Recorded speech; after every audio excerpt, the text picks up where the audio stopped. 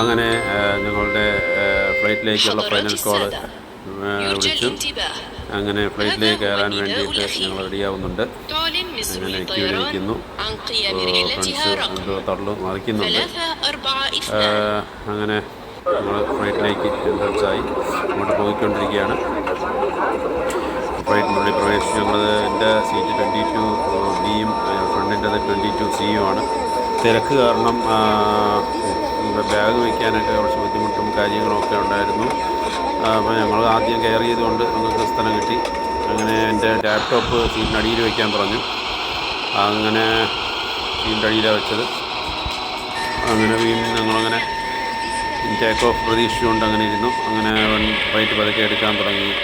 അപ്പോൾ അങ്ങനെ ഞങ്ങൾ പ്രതീക്ഷയോടുകൂടി അങ്ങനെ പുറത്തേക്ക് നോക്കി. നല്ല ലൈറ്റിംഗ് ഹ്യൂമിഡിറ്റി ആയത് കാരണം നന്നായിട്ട് അത് റെക്കോർഡ് ചെയ്യാൻ പറ്റിയിട്ടില്ല.